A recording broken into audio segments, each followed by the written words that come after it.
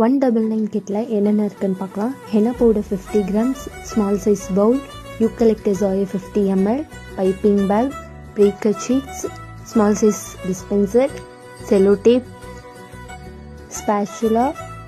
இந்த கிட் வேணும்னா டிஎம் பண்ணுங்கள். 199 கிட் பை பண்ணிங்கன்னா 49 கிட் ஃப்ரீ. 49 கிட்டில் என்னென்ன இருக்குன்னு பார்க்கலாம். Small size bowl, eucalyptus oil 50 ml, henna powder 50 grams, stocking, breaker sheets, pin. இந்த கிட் வேணும்னா டிஎம் பண்ணுங்கள். தேங்க்யூ.